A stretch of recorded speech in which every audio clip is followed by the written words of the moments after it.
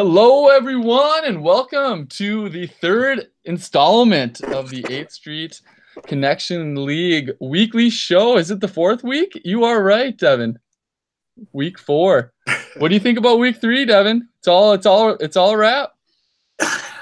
We definitely separated some of the boys from the men. Couple guys are in tough holes, and if my math is correct by looking back, if you're 0-3, you're just shit out of luck. That's just how it is. You might as well just do your math on that one. Did you go to the LE Sports Bureau and do I did not, but I'm going off of you're 0-3. Good night, Irene. So Dylan, who else? Dylan, Bugs, yeah, Chuck. Yeah. Rest in peace, Chuck. Oh yeah, Chuck's dream. How did I forget? Week 3 was a crazy one, man. I mean, Vikes took a tough loss to the Bills. Your Packers and your $60 bet went down the drain. That was bad. We had the Browns winning a game. It was ridiculous. Well, how about we get right into it and go through the games? What do you say, Devin? All right. Well, the first one we have was Chuck's dream. Doing Chuck's dreams things, taking the big L, going to 0-3. What do you got to say, Shell? At the end of the day, for this team, we need Casey to slam Chuck's sister one more time. Without it, Chuck's dream is dead. Rudy pulled it off. I mean, this game came down to the garbage of garbage time touchdowns from Kirk Cousins to Kyle Rudolph. Oh, God, gross. That put it over the top. So, I mean, nothing's going Brett's way right now, and that's too bad. But we know what he needs. I think he needs to text the other manager in the league, and we need to get that interaction started somehow. Yeah. All right, we'll go on to the next one. Zeke and Destroy versus Weight Room Optional. So Dylan, if you all remember correctly, he was complaining about schedule and conferences and all that BS, and then he goes up and puts up the lowest score of the week on the slate. What do you got to say, Sean? In the notes, we have Rogers. He couldn't beat the Skins, but he definitely beat DA's sweet ass. So we'll leave it at that. A nice 79 spot. Pretty sure that was a week low. So 100%. It really doesn't matter how shitty your schedule is. 79. Yeah, that's all I got. Yeah, on to the next one here. We got the Meat Beaters versus the Fighting CJs. Meat Beaters fall to 1-2 with the second most points of the league. Yeah, I think that's going to change eventually. Isaac seems looking pretty good, though, I think. He's got the Mahomes-Kelsey thing, which is just tough. I mean, two good teams here. Think about this. Brought this up earlier. He is one Melvin Gordon injury away from having a very scary team. Yeah, that team's dirty with Eckler getting the load. Second most points of the week, and you still get the L for Zeebs. That's tough. I think it's going to change around for him. I mean, there's no other way. If you keep putting up 120, you're going to get in by most points scored. He's put up 120 plus every time, and he's 1-2. So. All right, now go to my game against Trevor. Traps goes to 3-0. I fall to 1-2. That might be the first time I started 1-2. I thought Fitzmagic might give me a chance, but Juju on Monday night was too much. Started the Cowboys defense, which sucked. Started Corey Grant, which sucked. Just not good. I don't think I had the points in me anyways, but kind of beat myself about that bad start. Well, hindsight, it's bad. I thought it was a decent process, but. Yeah, I mean, not much to say. Breeze puts up a 40 spot, and goddamn overtime just put a dagger in my heart. MT got a couple catches from Breeze, and he gets that 2 rushing touchdowns at the very end. It's like, jeez, it's tough. Even but Fitzmagic couldn't even fight it. Yeah, not even Fitzmagic. All right, we'll go to Mia's lucky day versus the Angry Dragons. Speaking of Monday Night Miracles, we almost had one with Roethlisberger looking prime at halftime, but he couldn't do anything in the second half. Neither could Peyton Barber. Shall you take out the Angry Dragons? Move to 2-1, is it? No, 3-0. You're 3-0. That's right. I got you 0-3 this year on my pickups. You're 3-0. Yeah, just want to give a quick message to my boy Stinner. Like I predicted, I beat the lesser man, the lesser manager. I'm just kidding. I actually love Stin, but I had to beat your ass to let you know that I'm the king of our division. And I'm just going to keep doing me. That's all I got to say. All right, all right. And let's see here. We got the game of the week, which was the Tommy Potters versus Team Victory Lap. Casey Bruggeman fell to the Tommy Potters, which was uncharacteristic as he usually has his number. He had a big 5.5 points from Mitch Trubisky, which never is a good thing. He had Will Dissly score under 1 point. He had Philip Lindsay get ejected after mere 2 points. That, if my math is correct, is under 8 points from 3 guys. That is tough to overcome. But he almost did it. He did almost do it. But he almost found a way. Lindsay throwing haymakers and Trubisky just being blessed with a super good defense, who I own. But, yeah, you got to get Will Dissly out of there. Sanders has got to come in at some point, but Tommy Potter. I mean, he doesn't really have room for Sanders. A-Rob's getting a ton of targets. You're not. I mean, you can maybe start him over A-Rob, but it's close. He can try and stack Trubisky and A-Rob all he wants, but on weeks like this, it's going to. That's true. That's true. All right. So let's go to quick recap of free agents. There's not a whole lot besides the big one. Calvin Ridley, after 3 for 140 plus and 3 touchdowns, goes for $46 to the Fighting CJs. With quite a few large bids on him. Angry Dragons, Me Lucky's Day put 31 on him. Chuck Stream put 16 after dropping him, if I remember correctly. Weight Room Optional put 14. Blah, blah, blah. A lot of that. Benjamin Watson went for 2 to the Angry Dragons. Then just defenses and kickers. You want a quick side? Let's see. What do you think about the Calvin Ridley edition? So. As of what time did I go to? I think I went to bed at 11:30 last night. 11:28, I had a $48 bid on him. I changed it at 11:28 to $31, and I went to bed. That is hilarious. So I was kind of upset when I woke up this morning. Benjamin was still on my team, so I changed that ASAP. That's funny. Hey, if Julio's not going to score his touchdowns for Matty Ice, someone's got to do it. So yeah. I mean, not a bad addition. No, 46 is a lot, but you got to spend it somewhere. All right, on to the next portion of the show. Today we have a new addition to the show, a guest appearance, and we actually have a sponsor for the guest appearance.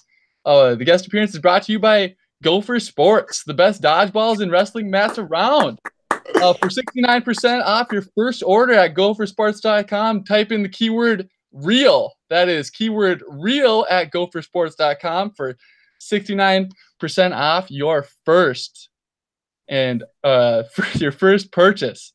And speak of the man, welcome to the preview show, a self-proclaimed archaeologist and equestrian. We have a savant of horses, of dinosaurs, a man of many nicknames, most of which are self-given. I Smash 52, I Smash 55, the real IA, the Cali Kid, the real. Y'all can hate him, but he has joined the show. How are we doing today, Isaac? Doing well, guys. Can you hear me? My mic on? Oh, my bad. I muted you. Let me get out. Let me get out there. Am I okay, live? Here we go. Can you hear me? Look at Bulge. I can hear you. Okay. Can you hear him? I can't hear him. I put him on mute. Well, did you mute him? This is wrecking the whole show. Wow. I know this is. There we go. My bad. Am I back? Am I live? You're back. What's up? All right. I ruined my huge intro. I was so proud about that one. That was great. I love the shameless plug there. I thought that was great. Yeah, go for sports, man. Might have to hit you with the Venmo little. Yeah. I mean, it goes straight to the 8th Street Connection League pot. That's fun.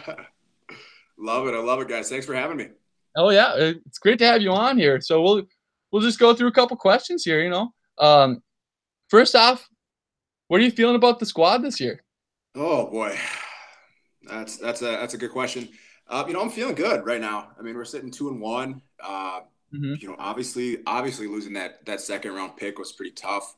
I kind of went into it knowing I needed to get that top pick to kind of build around that guy. Luckily I got it. shout out to the Cherry UV making it possible. I just went into the draft, obviously getting that guy and really needing to work the waiver wire pretty quickly in the first couple of weeks. Yeah. Trying to see if I can snag those guys early. Hopefully they pan out. Yeah, I mean Todd Gurley's been just a staple, man. He's so solid every week. It's like it's just a cheat code basically. Oh, for sure. Yeah. So we got another question. What do you attribute to your ascension to the top half of the league, even of managers, while people like Brett and Dylan are still terrible? Do you have any advice for them? Yeah. So I think my ascension towards the top, I mean, it's just sheer grit and determination. A lot of MTXE in there. As far as Dylan and Brett, some people, they just don't have that it factor. And I think that might be them. I also think it's like a low T problem too. But I mean, jokes aside, to keep it real with you guys, I think it comes down to the time you put in. There's so many resources out there nowadays. Kind of compare and contrast what everybody's saying. You just got to make your moves accordingly. But low T. I mean, you started pretty low, so there's nowhere really to go but up. So I mean, exactly. I think that about Brett, but he just stays there. So I don't know.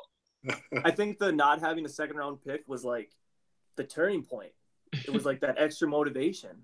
That's what it was. Yeah, I mean, it could be. It woke me up. They woke. All right. So, seemed like you try to wake up the team with a couple big additions lately, right? So, run me through the trade and the big Calvin Ridley acquisition you had. Yeah. So, funny story, kind of like Shell. I went to bed having I think I put 50 plus on him. Ended up shaving that down a little bit with Ridley. Ended up leaving too much on him in a couple other leagues too, so I overpaid across the board for him. But no, I'm excited. That Falcons air attack, it's really coming alive. Obviously you don't want to spend all your fab on him, but you kind of got to throw shit at a wall and hope something sticks, and that's kind of what I'm doing. So. I like that. And what about the trade? What about the trade? Babytron. I mean, it's Babytron. You gotta love Babytron anybody with that nickname. I think a couple of those catches the last couple of weeks really, turned me on to him. The only downside about that, one, I do think it's going to pan out, but the downside to that is I actually have to watch Lions games now, so. Which sucks. But he's worth it. He's a beast. Yeah. So real quick, we've all been kind of trying to throw in our league punishments. What do you have, or is it ready for an unveiling? I really want to see what everybody else has picked out, kind of what's floating around, because I don't want to come into extreme, and raise my hand on the belly button deal again. And then, I can run through them here. But speaking of the belly button ordeal, there has been talks that you should do one of the punishments of the list we have this year. I mean, I think it's a pretty fair deal. What do you have to say for yourself on that one? I agree. I also disagree. I do. I only heard you agree, so I think it's signed, sealed, delivered. We can edit that. Cut that. Right? No, I will pierce my belly button at some point. I think that's really a thing. You're going straight to the belly button. You're gonna do it, huh? I really want it to be a surprise, and now everybody's just kind of on pins and needles right now. I mean, we are, but I would rather have it at some point than not. I don't know. We'll see, but that's definitely something this off season has to happen. Whether you do an open comedy night, you do your belly button, you do something. Yeah, I think we can talk about that. All right. Well. Here's a shameless plug to the rest of the league out there. If you haven't done your punish, sent it in to me, please do. I got freaking Tom. I tell every day, and I live with him, and he still won't do it. Bruggs, Z, Isaac, Austin, all to send one in.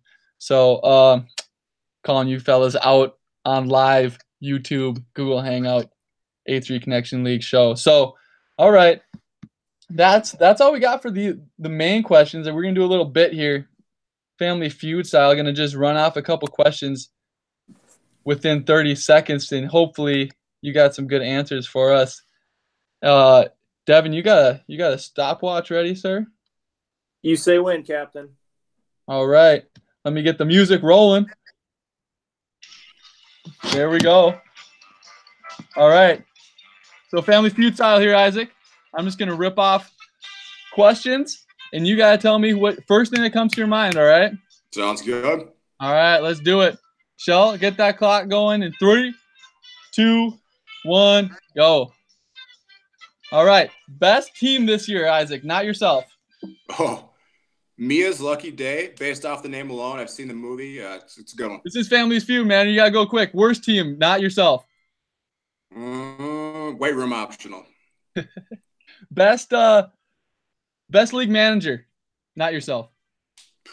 It's got to be you, man. Got to be you. Shit, that worst league manager, not yourself. Brett.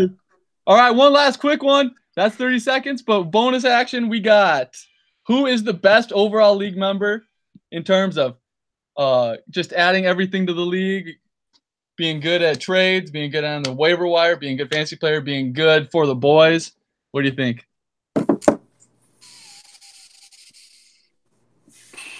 Matthew Zebarth. Yeah, that's a good pick. That's a really good pick. All right, Isaac. I'll let you say your last words before we get on to the week in preview for week 4. What do you got to say, brother? I just want to say thanks for having me, guys. I appreciate it. I hope I'm back sometime this season. And Stinner, I'll see you on the field. All right.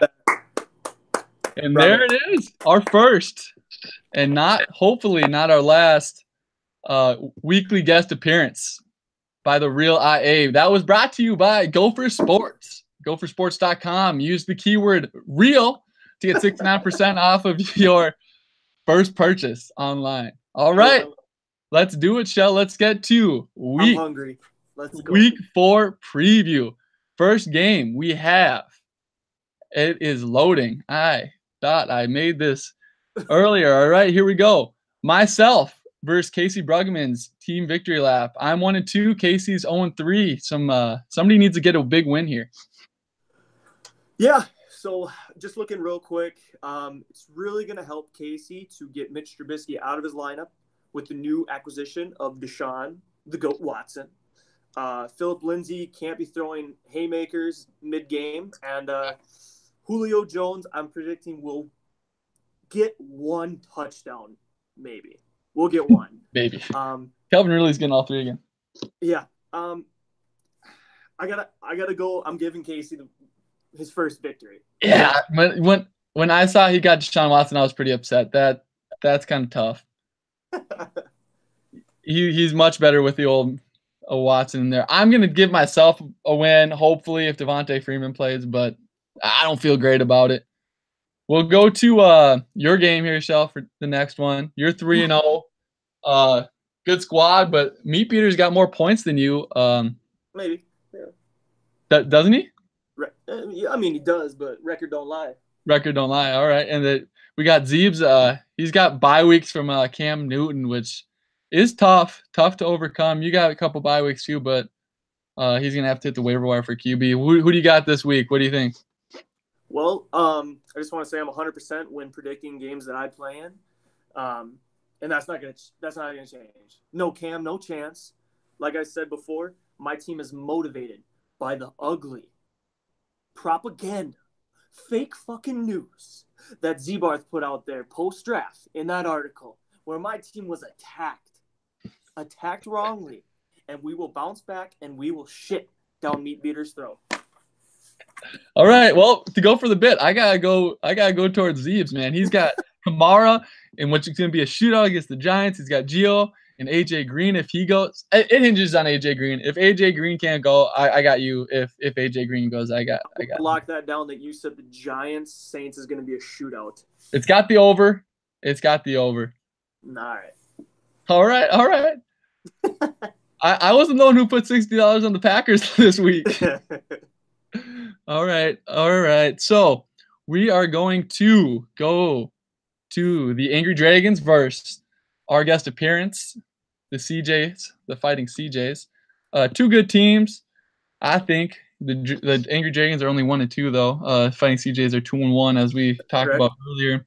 Patrick Mahomes and Kelsey against the Broncos is going to be pure money on Monday night. He's got Todd Gurley against the Vikes tomorrow. Who the Vikes shut down Todd Gurley, so that's kind of a big thing. If Gurley doesn't get his 20+, it's going to be looking good. They also had 97 playing defensive end, so yeah, rest in peace. R.I.P. in peace, man.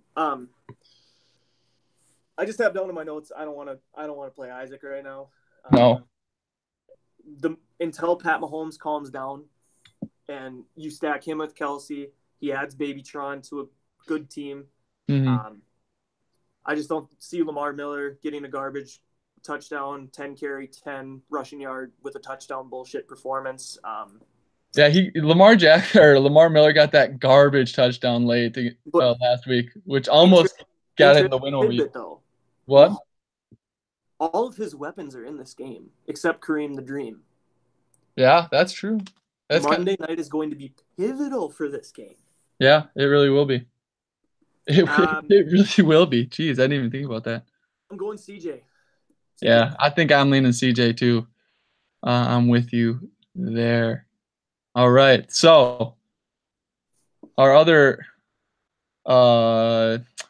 team, 0-3 team that we talked about earlier, Chuck's Dream versus Zeke and Destroy, who is 2-1.